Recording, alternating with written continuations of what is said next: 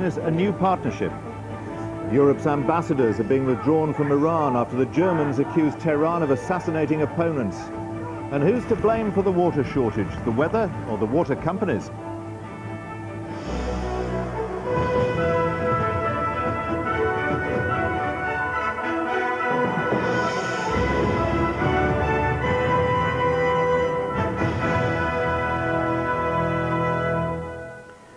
Good evening. John Major brought the issue of Europe into the election campaign tonight as Labour and Conservatives vied for the business vote.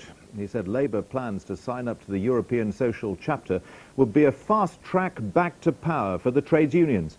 The Social Chapter would make big firms set up works councils to inform and consult employees and give working parents 3 months unpaid leave after the birth of a child.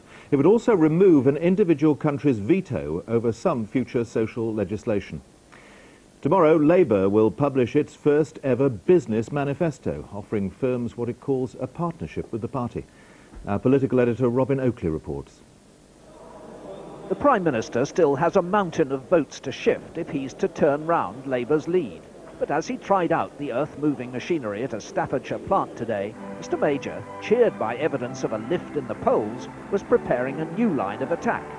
Labour's leader, he insisted in a speech tonight, was carrying with him in the election a piece of paper. On it, 3 letters. I owe you. I owe the unions. And where are the trade union barons today? Lurking in the wings, stage left, waiting for the payoff. The payback, he said, would come when Labour's leader signed up in Europe to the Social Chapter, a move which Mr Major argues would make Britain powerless to resist policies which have swollen Europe's dole queues. So he challenged Mr Blair to pledge not to take that irreversible action, but to introduce Social Chapter measures in a way which could be changed. Let it be done by the law of Parliament, by British law, not Brussels' European law.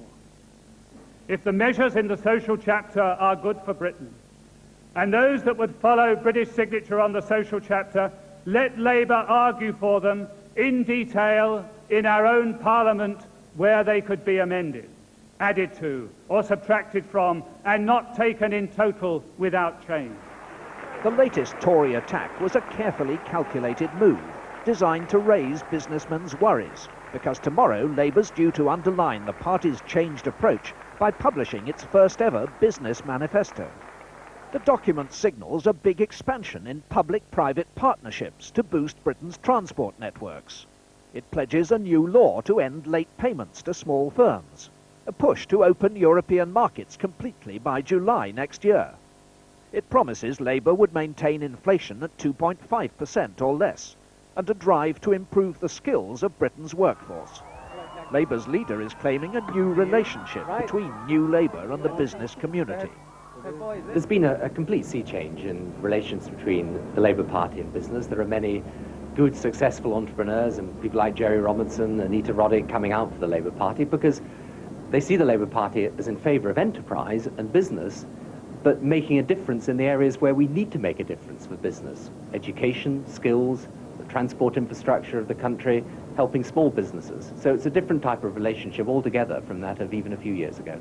And in a BBC interview with Jimmy Young, he underlined that it would be fairness, not favours, for the trades unions. Jimmy, I will take the same attitude as any government will take. People will not be able to threaten or bully any government that I lead.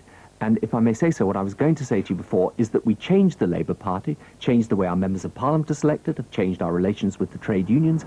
Labour sees the business manifesto as a way it can show its positive qualities, another demonstration that a changed party can be trusted to change the country. Mr Major's been getting his retaliation in first, saying that a party which now claims to be the businessman's friend is still planning laws on union rights which would handicap the business community. Robin Oakley, BBC News, Westminster. Tonight, the Liberal Democrat leader Paddy Ashdown accused Labour of buying into the Conservatives' con trick on spending. At an election rally in Southport, one of the party's key election targets, Mr Ashdown said neither party had given sufficient commitment to education. Our political correspondent Carolyn Quinn reports. Paddy Ashdown's travelled hundreds of miles already on this campaign. Tonight, though, he focused on his personal journey into Liberal Democrat politics. He answered those who said a Liberal Democrat vote was a wasted one. All of us have been asked the same question, and you'll be asked it time and time again. What's the point? But over the last 18 years, we have won more and more votes, seats, power. Across the north of England, from Southport to Sheffield, from Hazel Grove to Harrogate, Liberal Democrats are a new force. Reiterating his party's commitment to funding education, he continued his criticism of Labour and the Tories for making pledges he said they couldn't deliver. You see, Labour, in accepting the Conservative spending total and the Conservative budget, have bought the whole Conservative country. If either party keeps those spending totals, they will cause devastation in our schools and in our hospitals. Emphasising the can-do nature of his party, Paddy Ashdown has buoyed up the audience here. But many in the North West would prefer even harsher criticism of Labour.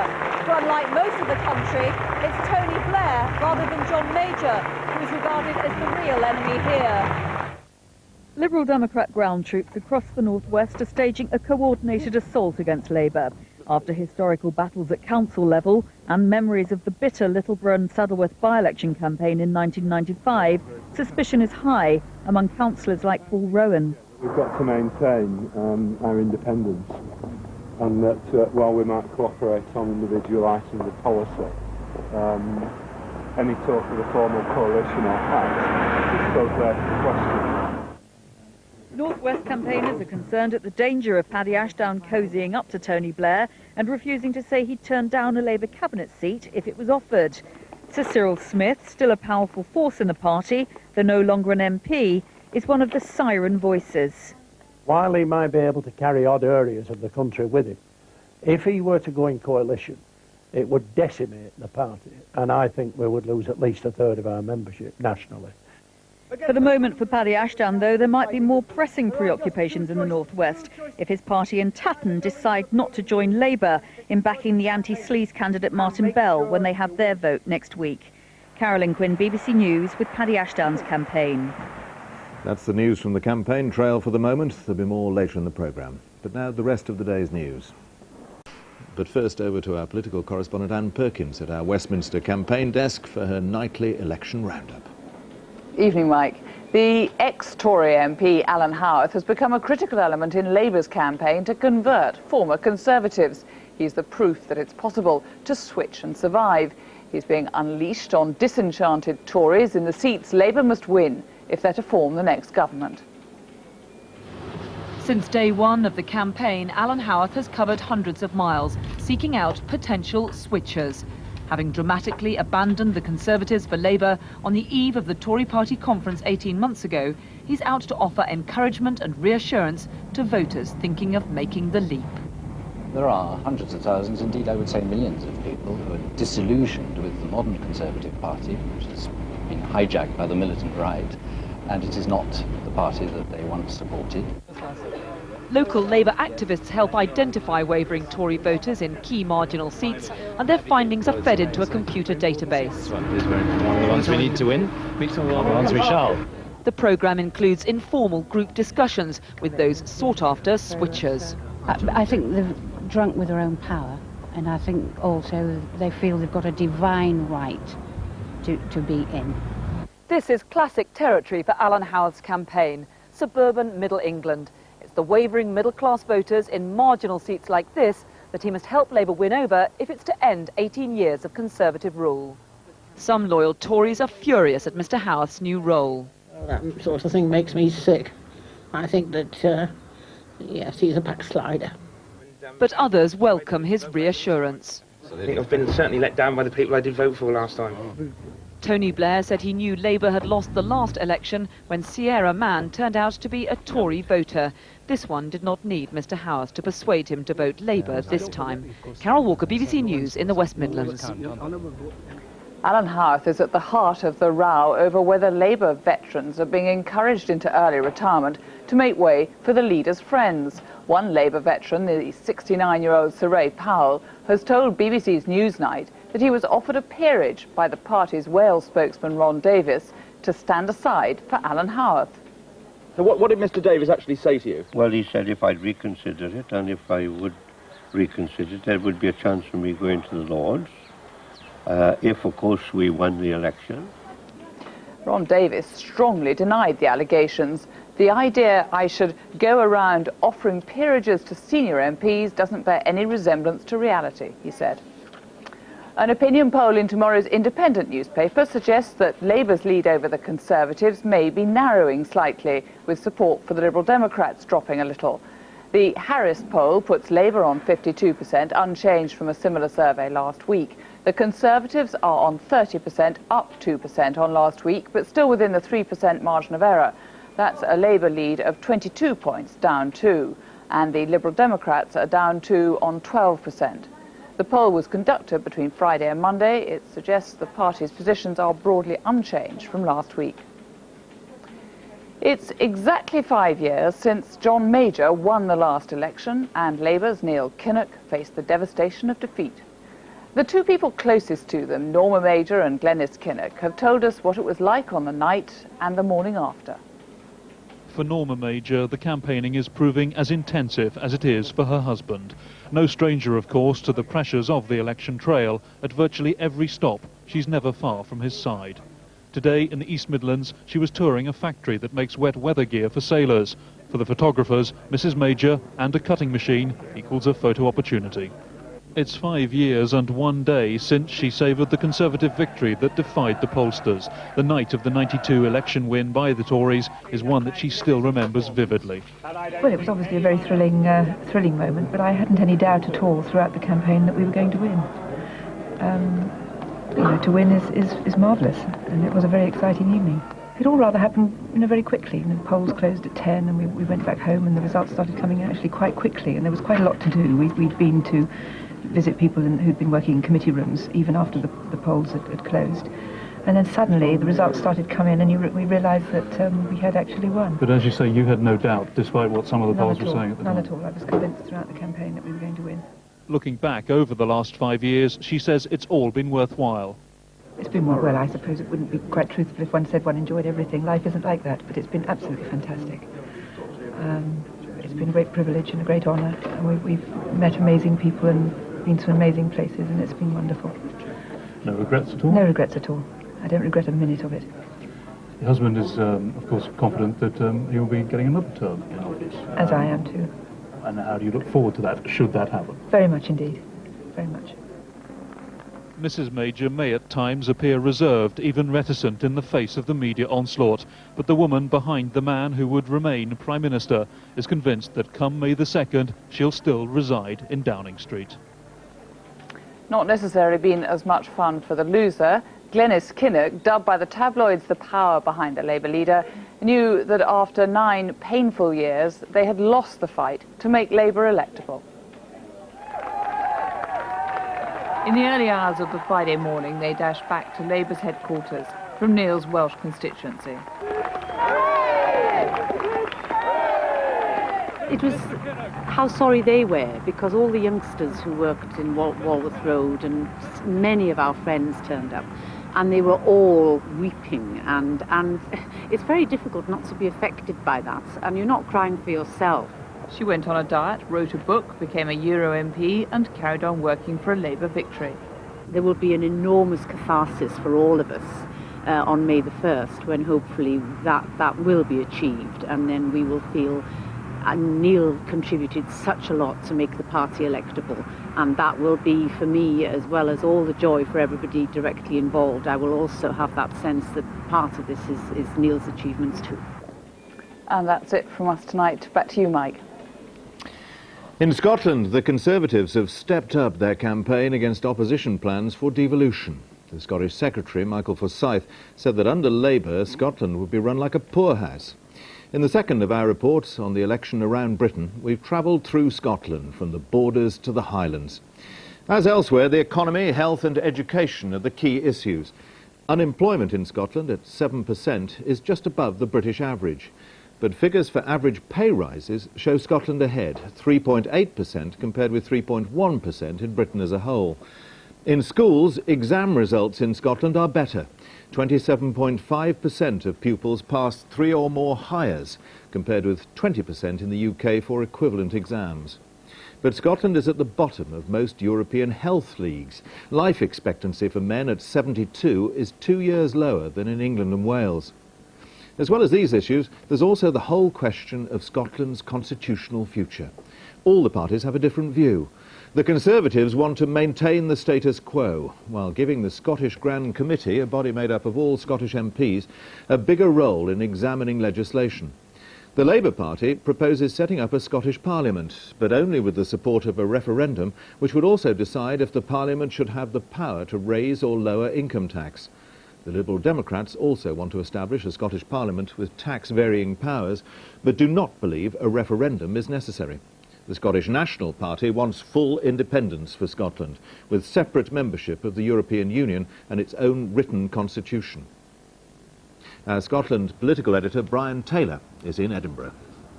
Michael, if one thing has become clear from this election campaign, it's that Westminster politicians need to be super sensitive when treading upon the Scottish political stage. Just ask Tony Blair.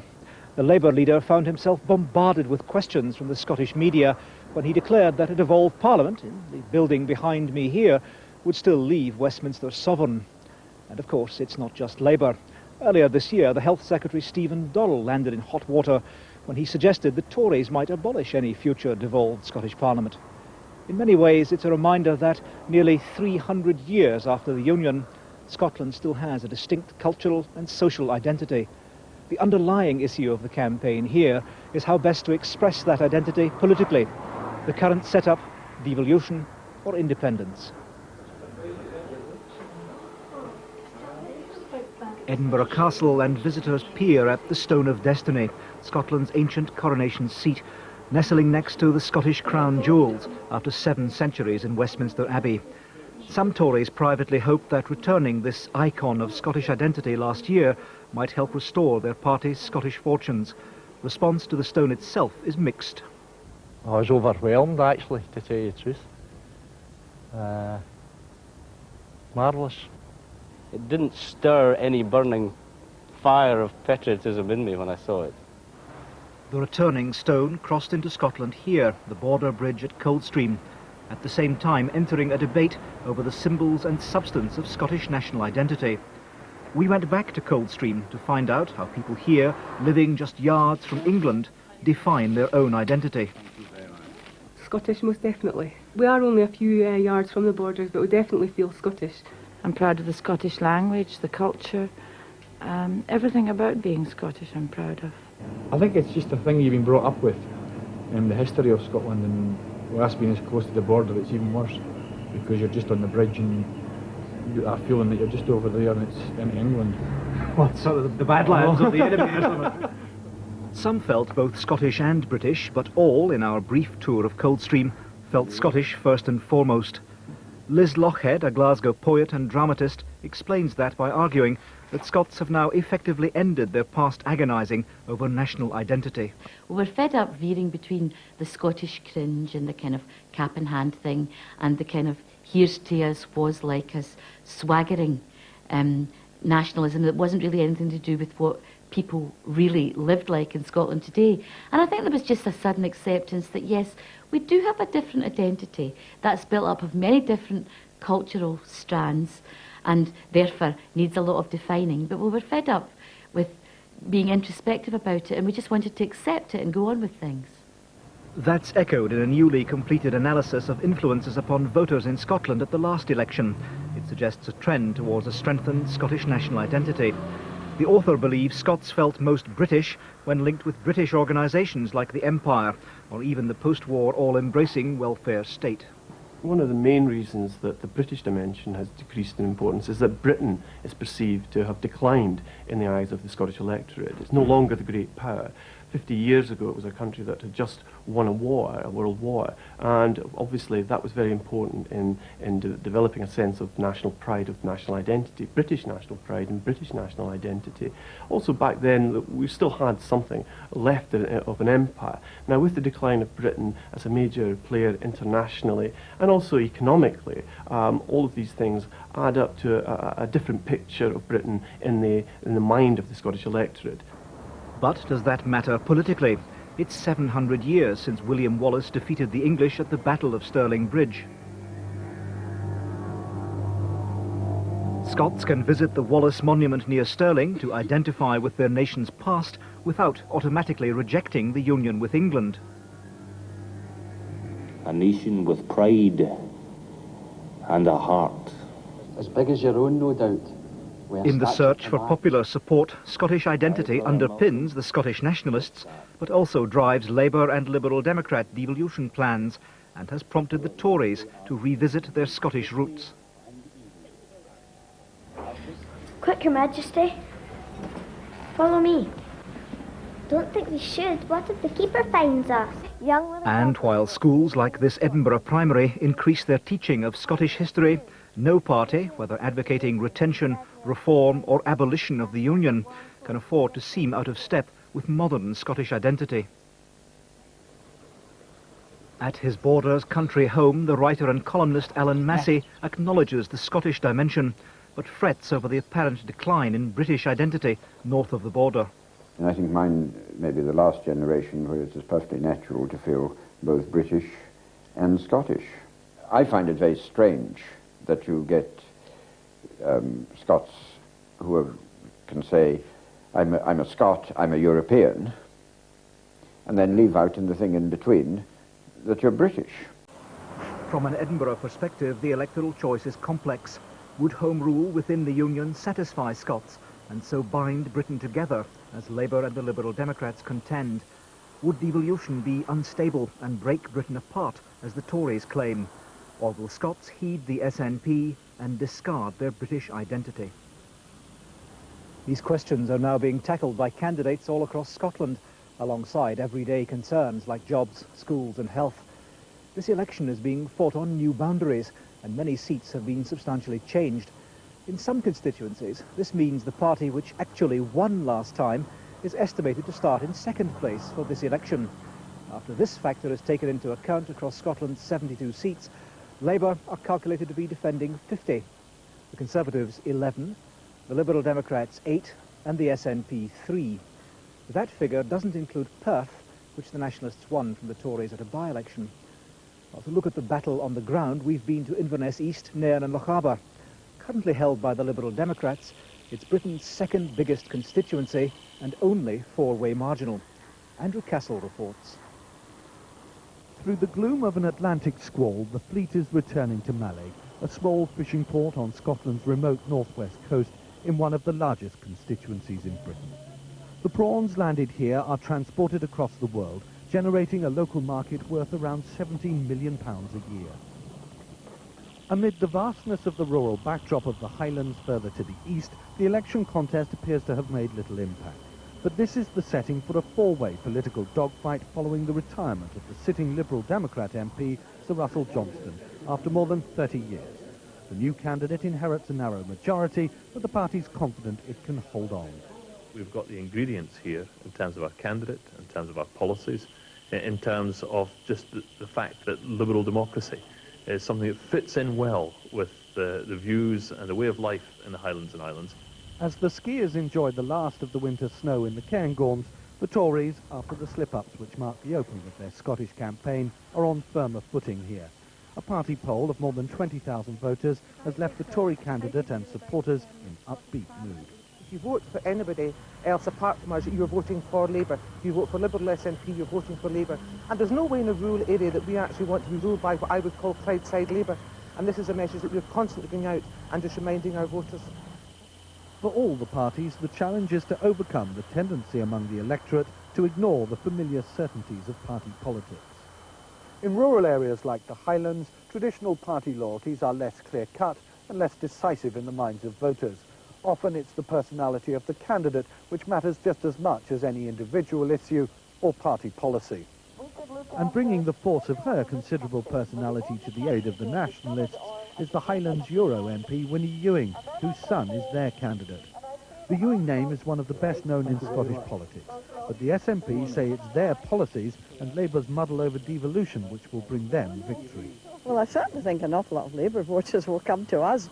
Why vote for a silly, blethering kind of parliament of no importance that can be ordered around by Blair when you can have a real one?